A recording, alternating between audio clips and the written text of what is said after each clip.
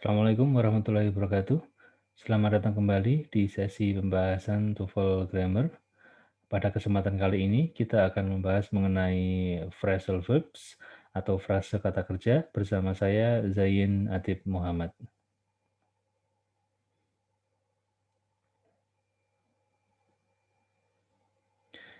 Pada bahasan kesempatan kali ini kita akan mengulang kembali beberapa konsep dasar mengenai kata kerja. Pola kalimat dasar dalam bahasa Inggris terdapat 7 buah pola kalimat. Namun pada kesempatan kali ini kita akan hanya berfokus pada 4 komponen utama. Yang pertama adalah rumus nomor 4, di mana kombinasinya adalah subjek tambahkan have, has, atau had, kemudian tambahkan kata kerja ketiga. Kemudian berikutnya kombinasi nomor 5, yaitu kombinasi subjek tambah to be tambah verb 3. Kemudian berikutnya adalah kombinasi nomor ke-6, yaitu subjek tambah to be dan tambah verb ing. Dan yang terakhir kita akan ke rumus nomor 2, yaitu kombinasi subjek tambah model dan tambah verb dasar. Baik, mari kita mulai satu persatu. Yang pertama adalah kombinasi antara kata kerja have ditambahkan oleh atau ditambah dengan past participle atau verb 3. Diingat sekali lagi bahwa past participle adalah kata kerja bentuk ketiga. Berikut adalah bagaimana penerapan dari rumus tersebut. Sekali lagi, rumusnya adalah kalimat akan diawali dengan subjek, kemudian ditambahkan dengan salah satu dari have, has, atau had, kemudian baru diikuti oleh kata kerja ketiga. Contohnya muncul dalam kalimat berikut ini. Yang pertama kalimatnya adalah they have copied the design from the library. Di sini frase kata kerja atau phrasal verbs yang tercetak tebal dan bergaris bawah itu adalah kombinasi antara kata kerja have tambahkan kata kerja ketiga yaitu copied. Contoh berikutnya adalah kalimatnya she has bought the latest fashion magazines. Di sini kata kerjanya atau frase kata kerjanya adalah kombinasi antara kata kerja has, kemudian diikuti oleh kata kerja bentuk ketiga yaitu bought.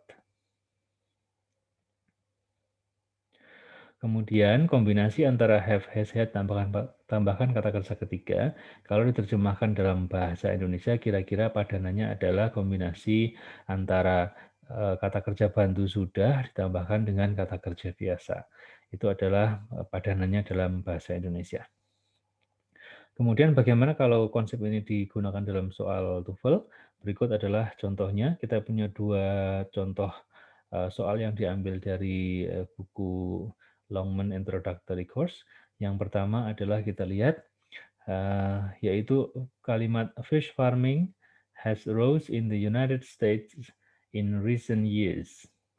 Mari kita lihat dulu. Yang pertama adalah komposisi kata kerjanya atau kata kerja dari kalimat tersebut. Di sana kata kerjanya adalah has rose. Kalau Anda cermati, dengan kombinasi kata kerja yang didahului oleh has, maka di sini kombinasinya yang tepat adalah merujuk pada rumus subjek, tambahkan have atau has atau had, kemudian tambahkan kata kerja ketiga. Namun ternyata kalau Anda cermati, kata kerja rose itu adalah bukan kata kerja ketiga. Rose itu adalah kata kerja kedua yang berasal dari kata kerja rise, atau diikuti rose dan bentuk ketiganya adalah risen. Oleh karenanya, kata kerja rose harus diganti dengan kata bentuk yang ketiga yaitu adalah risen. Kita lihat contoh yang berikutnya, ada pada kalimat by 1627, Plymouth had become a viable and growing community of 50 families, 22 goats, 15 cows, and more than 50 pigs. Pertama-tama tentu kita akan cermati dulu kata kerjanya pada kalimat yang kedua. Di sana kita mendapati kombinasi kata kerja had became. Dengan diawali had, maka kita tahu bahwa kombinasi ini merujuk pada rumus subjek tambahkan have, has, had, atau dan tambahkan kata kerja ketiga. Dan kita tahu di sana kita menggunakan kata kerja had. Namun yang perlu Anda cermati bahwa di sana ternyata kata kerjanya itu adalah kombinasinya belum tepat. Karena kata kerja became itu ternyata adalah kata kerja bentuk kedua.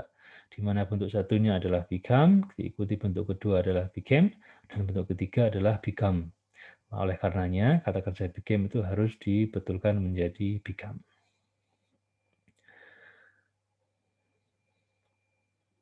Berikutnya,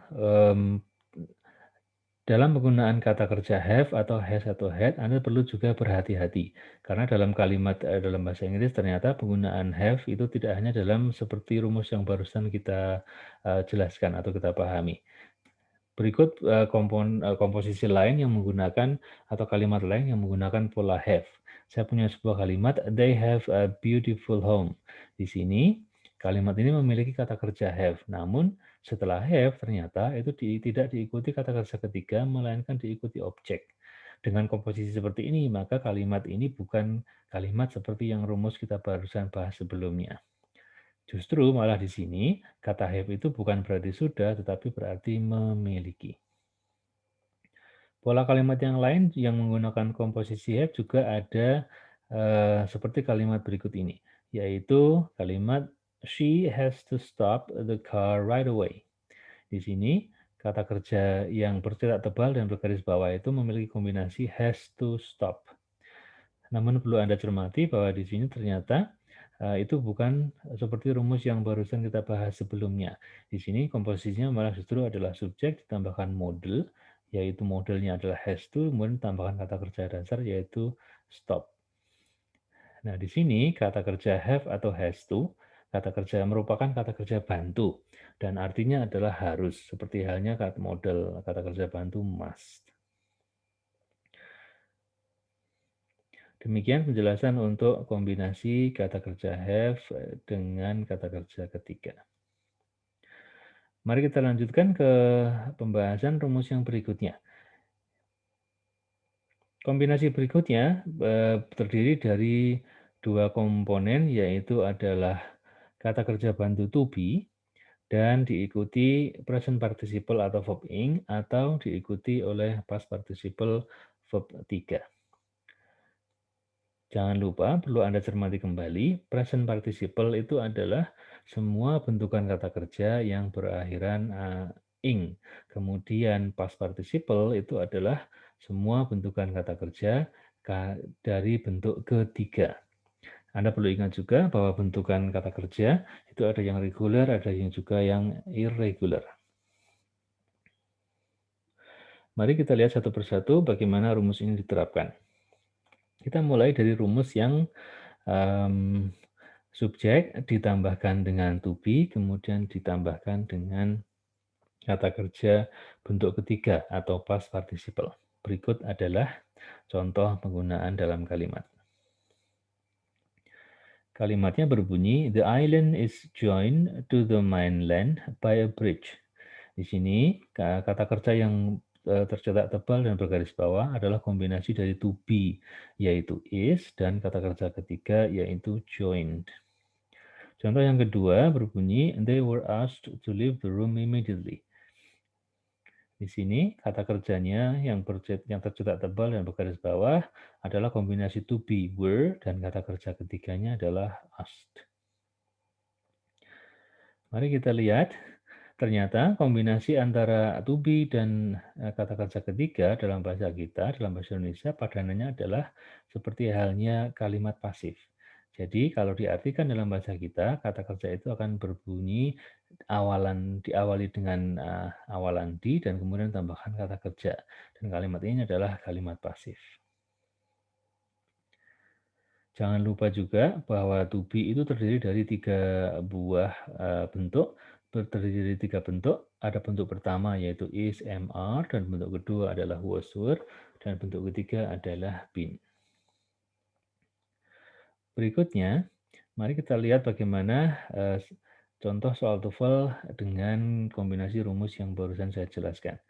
Di sini kita lihat soal nomor 4 yaitu berbunyi Cro-Magnon Man was named after the case in southwest France, where the first remains were discovered. Di sana kita melihat bahwa kata kerja was named itu mengikuti kombinasi dari rumus subjek tambah to be tambah verb 3. Begitu juga kita mendapati di kata kerja were discovered. Namun ternyata kata kerja names itu tidak sesuai digunakan di kombinasi antara was dengan names karena kata kerja to be was akan diikuti oleh bentuk ketiga. Oleh karenanya, kata kerja name itu perlu dirubah.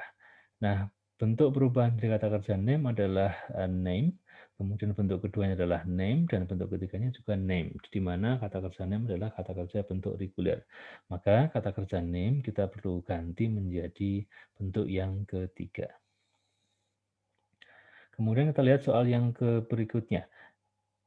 President George Washington was inaugurates on the steps of the Federal Building in New York City. Kalau Anda cermati kata kerja di kalimat kedua juga memiliki komposisi atau kombinasi yang sama, ditandai dengan kemunculan to be was dan kemungkinan besar inaugurates itu harusnya adalah dalam bentuk kata kerja ketiga. Karena memang tidak boleh kata kerja to be itu diikuti kata kerja ke satu. Oleh karenanya, Anda perlu cermati bahwa inaugurate itu adalah kata kerja reguler sehingga bentuk 1, 2, dan 3-nya Anda hanya perlu merubahnya dengan menambahkan akhiran ed. Dan kata kerja inaugurates itu perlu dirubah ke bentuk yang ketiga.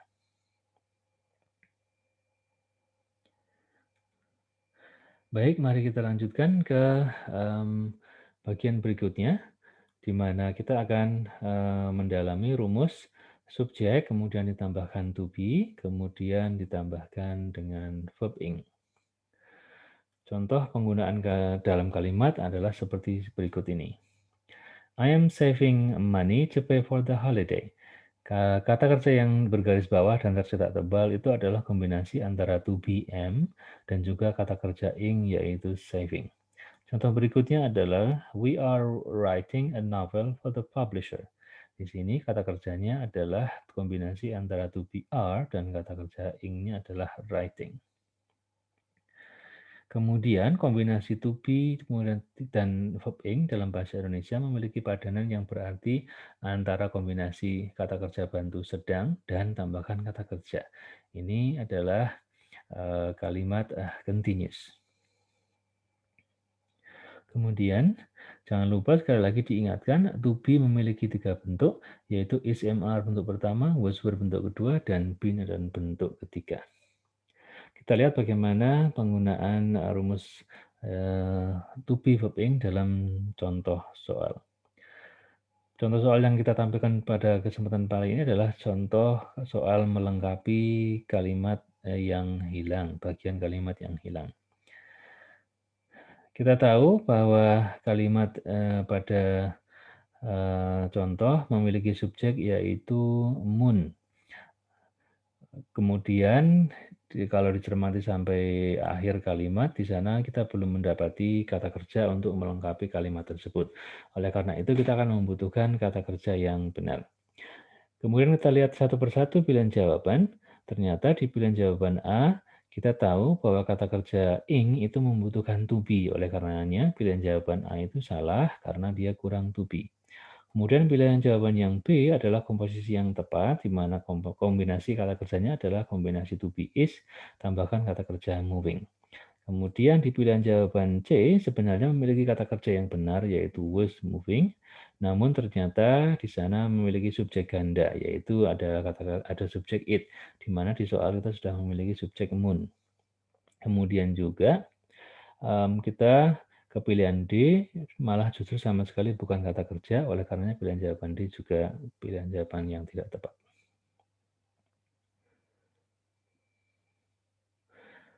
Baik, mari kita lanjutkan ke bahasan yang berikutnya, yaitu kombinasi antara model ditambahkan kata kerja bentuk dasar atau base form verbs.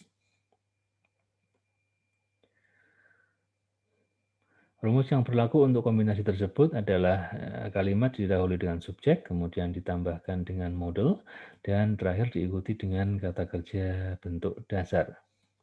Contoh kalimatnya adalah berikut ini. Lorna will graduate from the University of London soon. Di sini kata kerja merupakan kombinasi model will dan juga kata kerja bentuk dasar graduate. Berikutnya, contoh kalimatnya adalah candidates must answer 2 questions from each paper. Kata kerja merupakan kombinasi modal must, kemudian tambahkan kata kerja bentuk dasar answer. Perlu Anda cermati kembali bahwa kombinasi antara model dengan huruf dasar dalam bahasa Indonesia memiliki padanan yang sebenarnya tidak terlalu berbeda jauh dengan bahasa Inggris, hanya masalah penerjemahan saja. Artinya modal akan dalam bahasa Inggris adalah will, dapat itu adalah can, mungkin adalah may, dan harus adalah must. Ketika digunakan dalam bahasa Indonesia, juga komposisinya sama dan maknanya atau padanannya juga mendekati sama. Baik, mari kita lihat contoh bagaimana kombinasi model dengan bahasa digunakan dalam soal. Di soal nomor 3, kita punya kalimat in areas of volcanic activity, beach sand may contain dark minerals and little quartz. Kalimat yang pertama memiliki kata kerja may contains.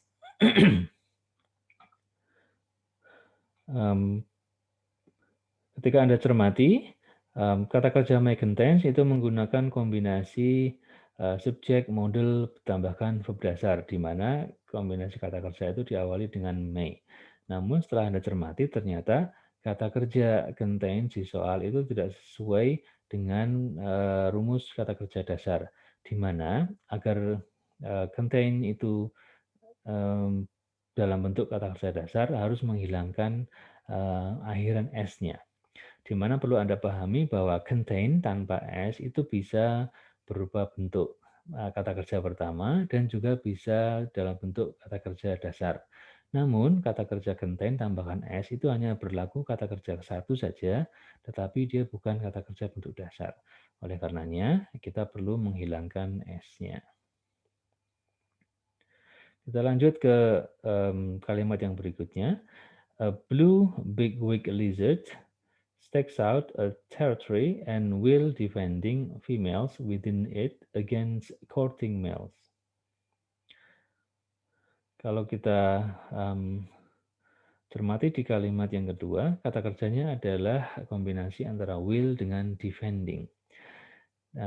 Rumus yang berlaku pada kata kerja ini harusnya adalah kombinasi antara subjek, tambahkan model, tambahkan verb dasar. Namun ternyata di sana kata defending itu adalah bukan verb dasar. Harusnya kata defending dirubah menjadi bentuk dasar dengan menghilangkan ing-nya. Defend itu adalah kata kerja ke-1 sekaligus kata kerja dasar, namun defending itu adalah kata kerja ing dan bukan kata kerja dasar. Oleh karenanya, akhiran ing perlu dihilangkan untuk membetulkan kalimat.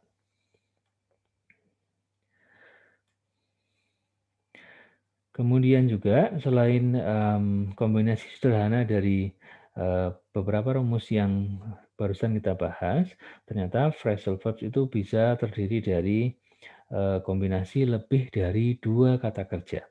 Artinya memungkinkan sekali kata kerja itu merupakan gabungan dari 2 rumus atau lebih. Contoh ini penerapannya bisa kita lihat berikut ini. Saya punya sebuah kalimat yang berbunyi, by the 1920s, many radio transmitters had been built. Ini adalah salah satu contoh soal TOEFL, di mana salah satu bagian yang bergaris bawah itu adalah memiliki komponen atau bagian kalimat yang tidak tepat atau salah. Kemudian pertama kita lihat dulu kombinasi kata kerja yang ada di sana. Kombinasi kata kerjanya adalah kata-kata yang berada di dalam kotak biru, yaitu kombinasi antara had, been, dan built. Untuk bisa memahami kombinasi ini, kita perlu melihat satu persatu. Pertama, kita menggunakan kombinasi paling minimal kata kerja, yaitu kombinasi 2 kata kerja. Kita lihat yang pertama adalah kombinasi antara had dengan been. 2 kata ini diawali dengan kata had, oleh karenanya rumus yang bisa digunakan untuk analisa adalah rumus nomor 4, di mana kombinasinya adalah subjek, tambahkan had, tambahkan verb 3. Dan perlu Anda cermati, ternyata kata kerja been itu adalah bentuk kata kerja ketiga. Oleh karenanya, kombinasi antara had dan been itu sudah sesuai dengan aturan tata bahasa Inggris atau sesuai dengan rumus nomor 4, yaitu kombinasi antara had tambahkan verb 3. Kemudian, kita lihat komponen yang kedua. Ternyata kata kerja been itu digunakan kembali, digunakan dengan kata kerja berikutnya, yaitu build. Ketika digunakan dengan kata kerja build, maka rumus yang sesuai dengan kombinasi bin build itu adalah rumus nomor 5, di mana itu tersusun antara to be dan ditambahkan verb 3. Apakah bin itu to be? Betul, bin itu adalah to be. Seperti kita cermati di daftar to be, bin adalah to be yang ketiga. Ketika digabungkan dengan kata kerja, maka kata kerja itu harus dalam bentuk ketiga atau ke-ing. Namun dalam konteks ini yang paling pas adalah kombinasi antara to be dengan tambahan verb 3. Namun ternyata kata kerja build itu bukan kata kerja ketiga, melainkan kata kerja ke-1. Oleh karenanya perlu kita rubah.